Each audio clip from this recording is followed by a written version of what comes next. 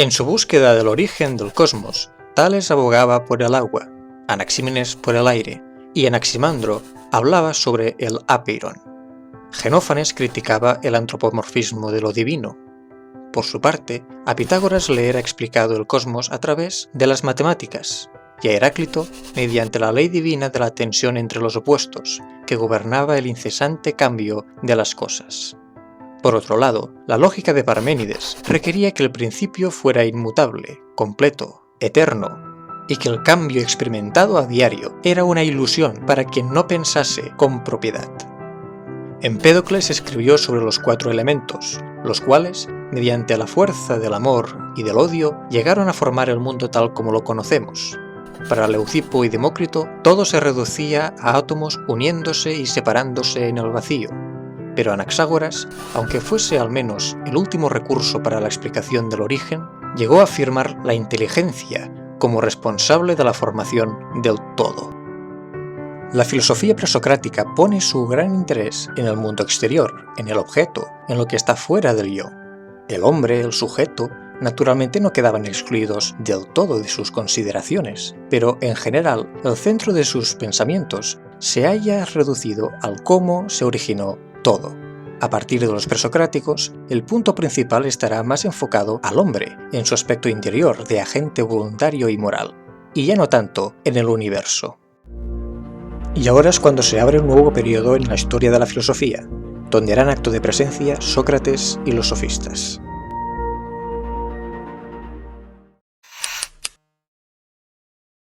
Los sofistas constituyen un movimiento intelectual del siglo V.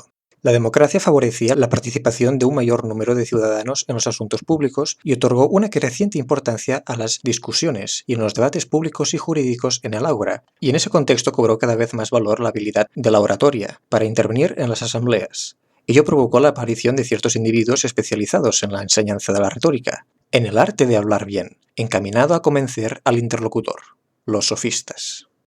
En esta obra, Platón nos deja ver que había personas que solicitaban los servicios de los sofistas, en este caso de Protágoras, para poder rivalizar con éxito y ser reconocido ante la gente. Protágoras, a ti ahora acudimos Hipócrates y yo.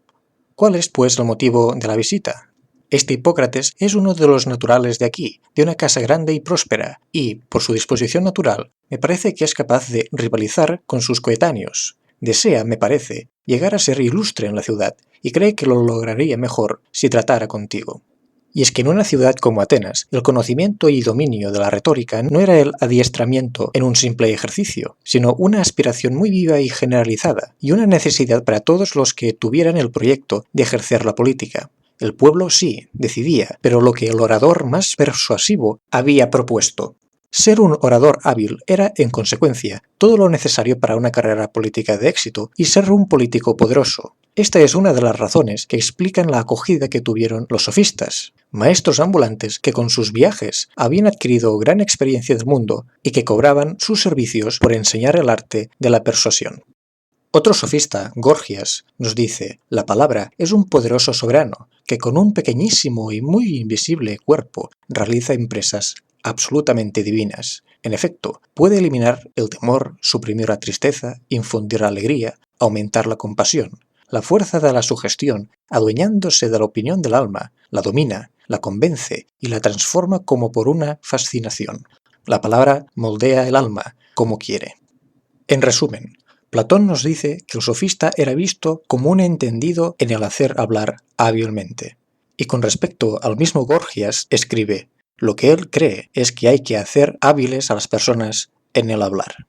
Sin embargo, el significado del término sofista ligado a la sabiduría, por sí mismo positivo, empezó a tener matices negativos. A pesar de que hubo sofistas de respeto, Sócrates, Platón y Aristóteles se enfrentaron a enseñanzas suyas y los censuraron por demandar dinero por enseñar, y por otras cuestiones, como la que se discute con frecuencia, que si en realidad los sofistas tenían respeto por la verdad, o si enseñaban a sus alumnos que la verdad no era tan importante como salir airoso de una discusión ante la audiencia.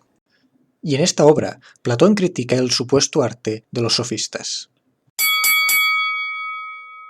Gorgias, dinos tú mismo qué debemos llamarte, en razón de que eres hábil ¿en qué arte?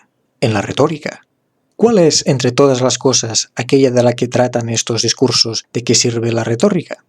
Los más importantes y excelentes de los asuntos humanos. ¿Cuál es ese bien que es el mayor para los hombres y del que tú eres artífice? El que les procura la libertad y, a la vez, permite a cada uno dominar a los demás en su propia ciudad. Ser capaz de persuadir. ¿Puedes decir que su potencia se extiende solo a producir la persuasión en el ánimo de los oyentes? A nada más. ¿Qué clase de persuasión produce la retórica y sobre qué cosas? Yo me refiero, Sócrates, a la persuasión que se produce en los tribunales y en otras asambleas, sobre lo que es justo e injusto.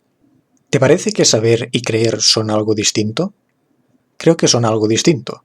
Establezcamos, pues, dos clases de persuasión, una que produce la creencia sin el saber, otra que origina la ciencia. De acuerdo. ¿Cuál es entonces la persuasión a que da lugar la retórica en los tribunales y en las otras asambleas respecto a lo justo y lo injusto? ¿Aquella de la que nace la creencia sin el saber o la que produce el saber? Aquella de la que nace la creencia. Luego la retórica, según parece, es artífice de la persuasión que da lugar a la creencia, pero no a la enseñanza sobre lo justo y lo injusto. Luego tampoco el orador es instructor de los tribunales y de las demás asambleas sobre lo justo y lo injusto, sino que únicamente les persuade. En efecto, no podrías instruir en poco tiempo a tanta multitud sobre cuestiones de tan gran importancia. Escucha, Gorgias, lo que me causa extrañeza en tus palabras. El orador no necesita conocer los objetos en sí mismos, sino haber inventado cierto procedimiento de persuasión que, ante los ignorantes, le haga parecer más sabio que los que realmente saben. ¿Y no es una gran comodidad que, sin aprender las demás artes, con esta sola el orador no resulte inferior a los que las profesan? Pero Gorgias, ¿no te das cuenta de lo dicho hasta ahora? El conocedor de la retórica se encuentra desconociendo qué es bueno o malo, qué es bello o feo, y qué es justo o injusto. Se ha procurado sobre estas cuestiones un medio de persuasión que le permite aparecer ante los ignorantes como más sabio que el que realmente sabe. La retórica es, según yo creo, un simulacro, porque pone su punto de mira en el placer sin el bien. Juega con el ánimo de los oyentes.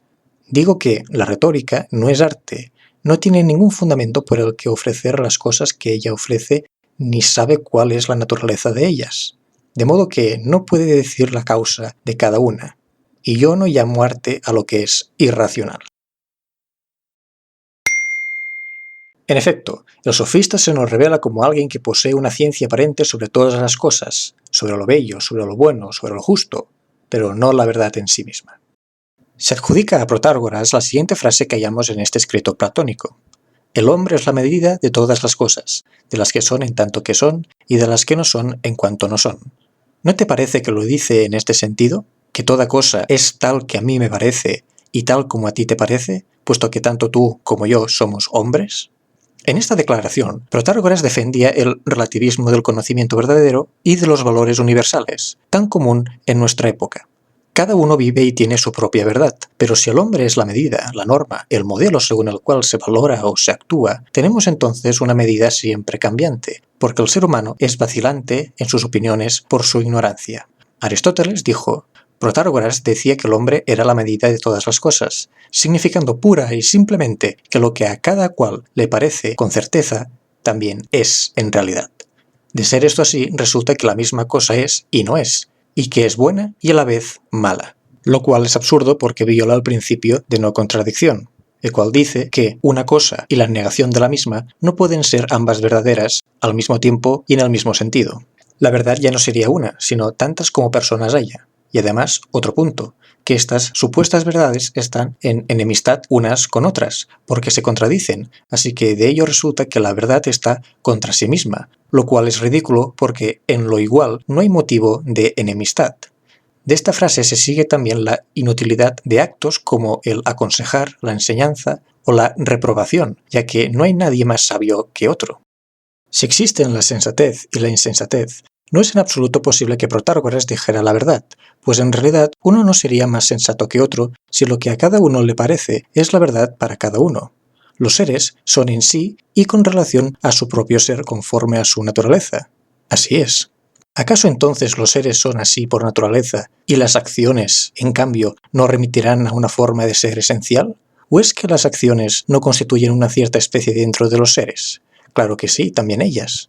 Luego las acciones se realizan conforme a su propia naturaleza y no conforme a nuestra opinión. Por ejemplo, si intentamos cortar uno de los seres, ¿acaso habremos de cortar cada cosa tal como queramos y con el instrumento que queramos?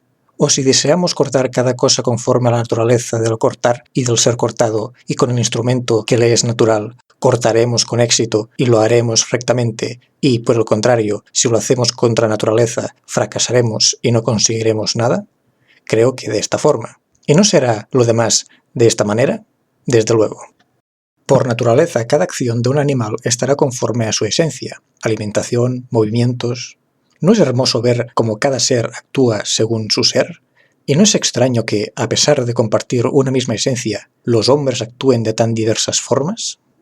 Ya lo decía Eteocles en las Fenicias de Eurípides. Si a todos los hombres les pareciera la misma cosa buena y sabia por naturaleza, no habría disputas o querellas entre nosotros. Pero como no hay coherencia ni imparcialidad, cuando se trata de mortales, todos son nombres, sin realidad. Pero Sócrates y Platón iban a decir que, lejos de ser nuestras sensaciones particulares la medida, la norma, el paradigma de la realidad, es la realidad la que debería medir la calidad de nuestros pareceres u opiniones.